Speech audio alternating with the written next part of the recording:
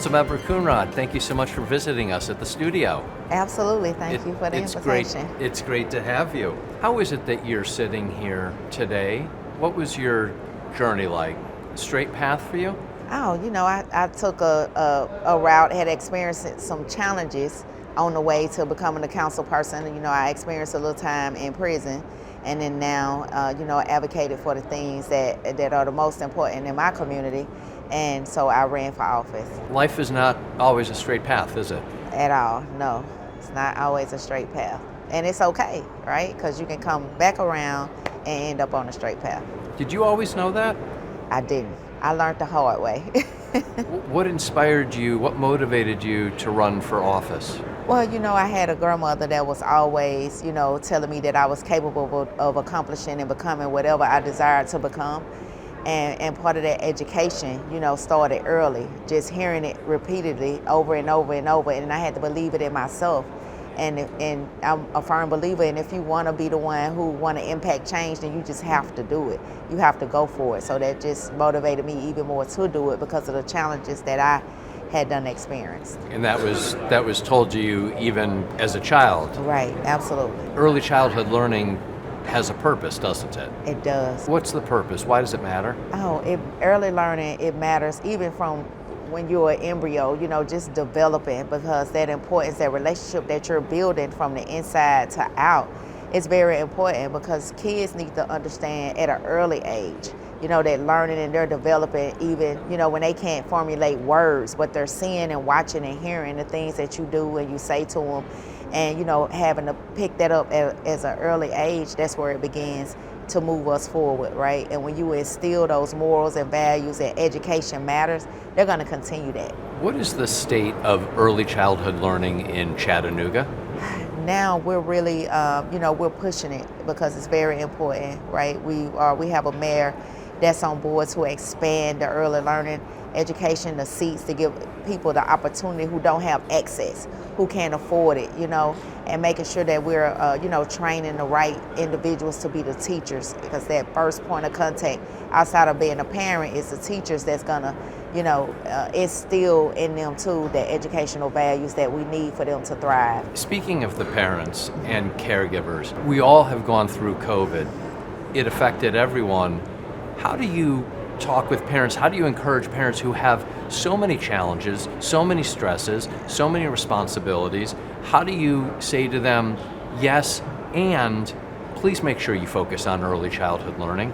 Right, so what we would say is that, we know that we're in a pandemic, but when we look at all the pandemics that we've had previously, or the challenges and crises that we go through in life, education has to be a priority. It has to be a priority, and just make sure that you're taking whatever measures that are comfortable for you and your family so you can make that happen, right? And then also just pushing parents to, play a role, an aggressive role in your child's education opportunity. That's attending the PTA meetings, emailing and calling, conference calling the teacher, so you can stay in the know of how you can still help your kid, right? Because the teachers are only going to be able to do so much, but as a parent, you got to hone that in with your kids, so that spending valuable time as well is very important.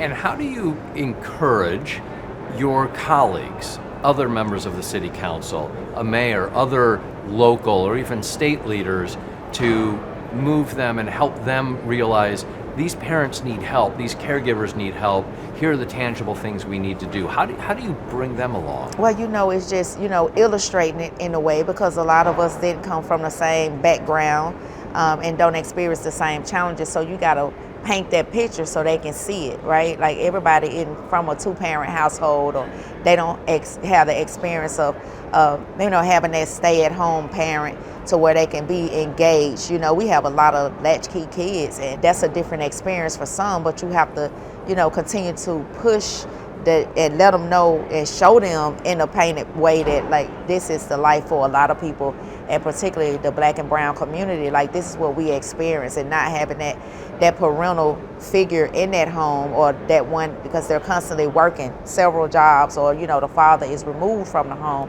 Like, it gives it a different conversation.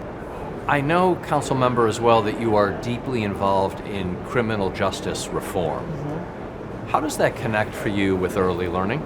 Oh, the connection is that, we know what the data says, that if you're not reading at the third grade, that they're already filling beds, preparing bed space for people to go to prison. So we want to interject to change that now. We want our kids to be able to read on grade level. We want them to be able to have access to the different opportunities that's going to make them successful, so they won't fall into that pathway of going to prison. Or, making sure that they have the wraparound services that they need, not just for the kid, but for the whole entire family. Because we just don't know or understand a lot of times the challenges. And as a parent, when you're afraid to say, hey, I need help, that's a bigger picture in itself. But we got to be able to address whatever core issues or root issues that's affecting that entire family, that's going to trickle down to that kid. None of us likes to brag about ourselves. Mm-hmm. Do you see yourself as a role model? Absolutely. I consider myself a role model to many people, right? Because I broke that barrier, that chain of, what people would think, as a black woman growing up in poverty and having to experience both of my parents addicted to drugs. Like, that was a different struggle. But I prioritized my education no matter which path that I was on. And it's always been, a value to me and to my life, and I want others to see that no matter what path that you've taken, prioritize that, because that's gonna give you, you're gonna be able to compete with other folks, right? They're gonna listen to you, they're gonna see you, they're gonna believe in you and champion you, and we have to make sure that we're doing that for the younger people that's coming after us.